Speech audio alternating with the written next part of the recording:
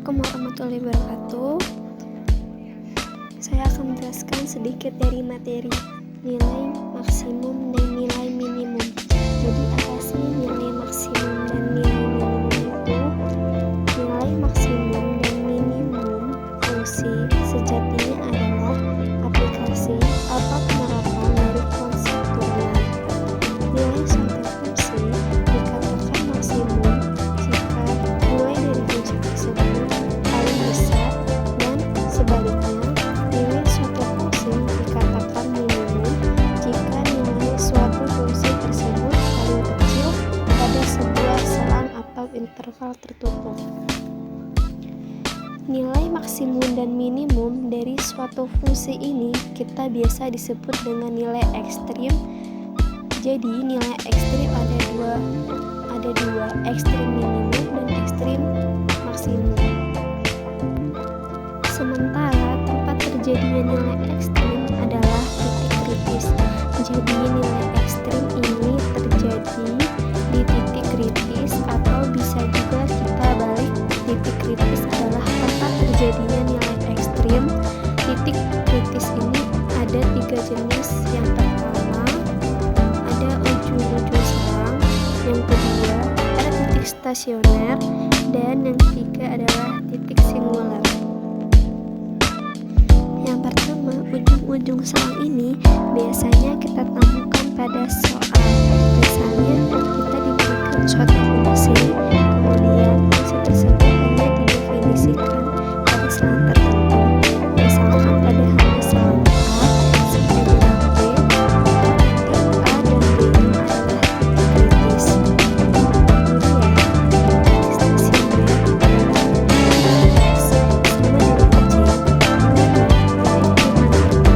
dimana X sama dengan C nilainya F aksen C sama dengan 0, maka X sama dengan C adalah titik stasioner. Lebih lanjut lagi kita sebut sebagai kandidat dari titik kritis. Sementara titik singular adalah X sama dengan C, di mana F aksen C tidak ada. Maksudnya tidak ada ini, jadi titik X sama dengan C, fungsi ini tidak memiliki turunan.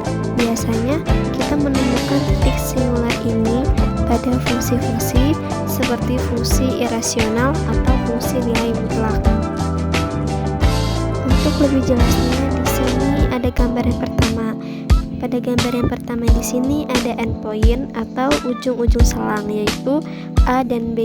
Kita bisa lihat di sini di titik X sama dengan A tercapai nilai maksimum, dan titik X sama dengan B tercapai nilai minimum, atau bisa juga kebalikannya, titik A tercapai minimum dan B tercapai maksimum. Kemudian di sini adalah titik stasioner, dimana titik stasioner itu tercapai ketika turunan titik tersebut sama dengan nilai minimum pertama. Contohnya di sini ada titik stasioner seperti ini. Salah satu titik stasioner adalah garis singgung pada titik tersebut adalah mendatar, seperti ini garis hitam. Maka disitulah letak titik stasioner, atau cara matematis kita menulisnya, yaitu ketika nilai F aksen C sama dengan 0, yaitu ketika gradien dari persamaan garis singgungnya sama dengan 0. Jadi grafik garis singgungnya datar. Kemudian gambar yang ketiga adalah titik singular, atau ada juga yang menyebutnya titik singulir, yaitu titik di mana nilai turunan di titik tersebut tidak ada. Kita bisa lihat di sini titik yang saya bundarkan hitam ya. Gambar ini menunjukkan kurva yang tajam di titik ini. Kurva yang tajam biasanya menandakan bahwa di titik itu merupakan titik singular atau nilai turunannya tidak ada. Kemudian di sini untuk titik yang ini kita bisa lihat bahwa nilai limit kiri dan limit kanan tidak sama. Akibatnya fungsi tidak kontinu, dan karena fungsinya tidak kontinu di titik tersebut, maka turunnya juga tidak ada. Inilah 3 kandidat tempat terjadinya titik kritis. Lanjut, kita masuk ke soalnya. Soalnya adalah tentukan titik-titik kritis serta nilai maksimum dan minimum dari fungsi tersebut. Kita bahas fungsi yaitu f aksen x sama dengan min 2x pangkat 3 tambah 3x kuadrat. Kemudian fungsi ini terdefinisi di negatif setengah sama dengan 2. Dari sini kita mulai dengan pergerakan satu persatu. Jadi kita cek apakah yang selangnya ada.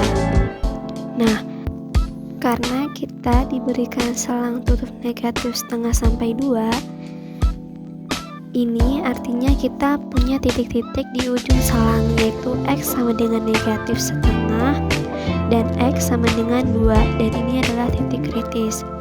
Nah, kemudian kita cek yang kedua adalah titik stasioner. Untuk mencari titik stasioner, kita cari turunan pertama, kemudian kita buat sama dengan 0. Turunan pertamanya adalah 6x kuadrat ditambah 6x sama dengan 0. Kemudian kita bagi dengan negatif 6 sehingga kita peroleh x kuadrat dikurangi x sama dengan 0. Kemudian kita faktorkan menjadi x dikalikan x min 1. Dari sini kita peroleh x nya adalah 0 dan x sama dengan 1. Kesalahan yang sering dilakukan ketika mengerjakan persamaan seperti ini adalah kita membaginya dengan x. Membagi dengan x akan membuat kita kehilangan akar x sama dengan 0. Ini yang saya lingkarkan. Nah, jadi untuk persamaan seperti ini tidak boleh dibagi dengan variabel. Selanjutnya yang ketiga adalah titik singular. Fungsi polinom seperti contoh nomor ini adalah fungsi terdefinisi, kemudian kontinu di variabel di seluruh bilangan real. Maka untuk fungsi polinom seperti ini tidak punya titik singular, jadi titik singularnya tidak ada. Terima kasih. Itulah saja materi dari saya. Saya akhiri.